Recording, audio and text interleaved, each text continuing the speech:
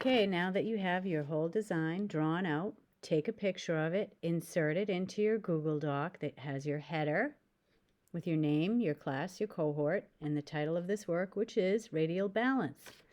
The next thing you're going to do is you're going to add the first layer. Does this sound familiar? It's kind of what we're doing.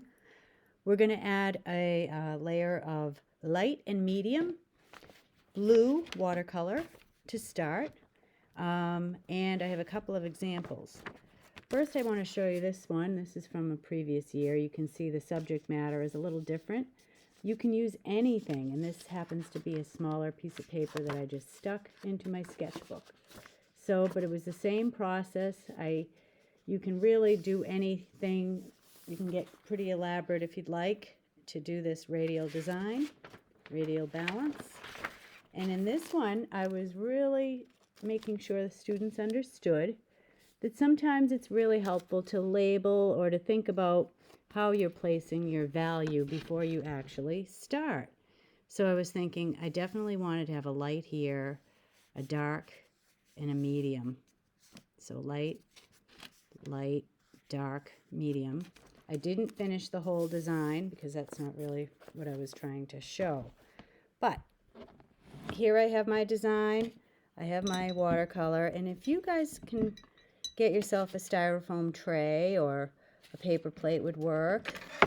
To make your values, you really need to control it and not work straight from the palette. So I'm making some blues because I'm going to ask you to practice that technique that you just did before.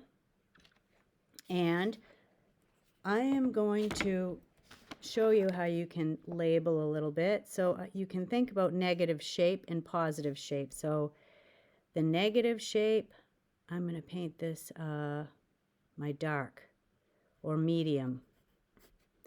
And I'm going to do that here, here, everywhere that shape is. And I think I will do, I think I'm going to do some of the medium. See, this is where you really have to think. Maybe I'll do some light here. And maybe, so light, light, medium. So I'm labeling my whole drawing to start out with, so I know where I'm placing things. And I'm going to go ahead now, and I have my medium. I got to use the side because I don't really want it to get all runny. I noticed some people had some struggle with controlling where they apply the color, the value, because when you add water to make it lighter, it can get really runny if you're not using the side of your tray. And actually I should have this over this side. It's kind of, all right, and I'm starting to paint in my design.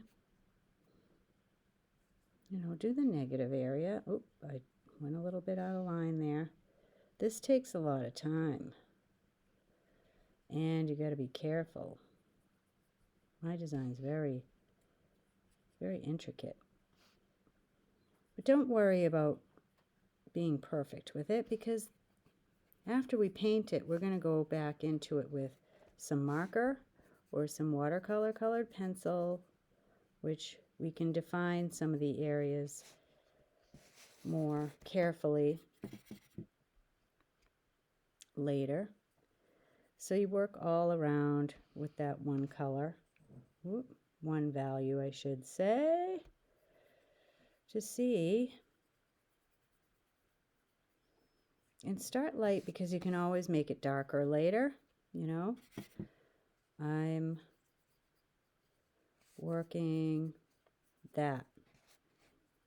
Now I'm not going to record the whole process because I'm going to shut it off and continue without, you know what, I'm going to leave these two white, even though I already started putting some blue in there.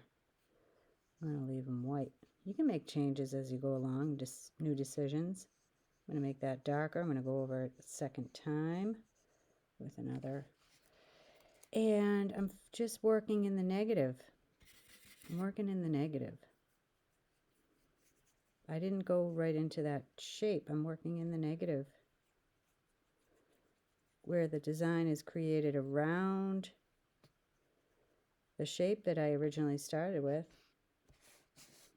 But I can work the whole composition with this while I have it on my brush and while I'm thinking about placement,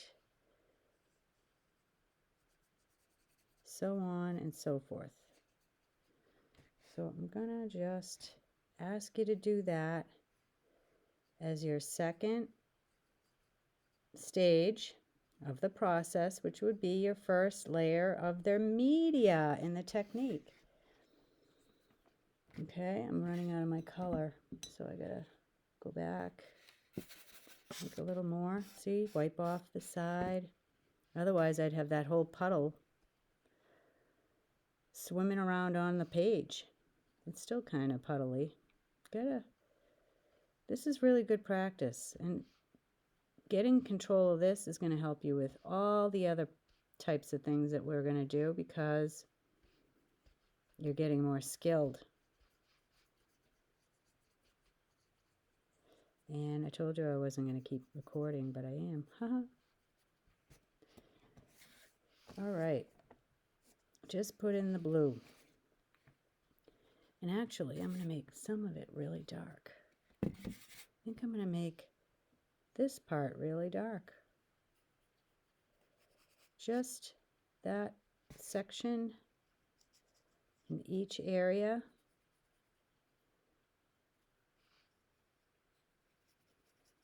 Making that very dark. Whoops. So I'm kind of changing the design a little bit.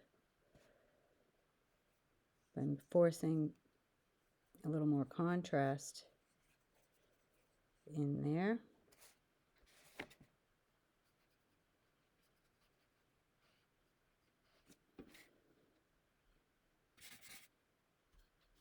And yes, I'm running out again.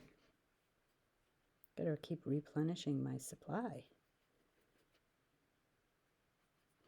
You see how that really draws the eye to that area more? All right. Need some more water.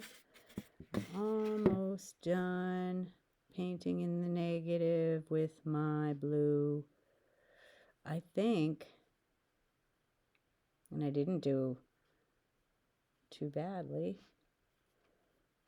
that's what I want you to do if you're home today, or if you're home Thursday or Friday, because this is part of Friday's work. And this will give you a good start. Actually, I think I'm going to go ahead and put this light in there where I have white. There, I'm done. So now I'm going to take a picture and insert this in my second stage of my process page.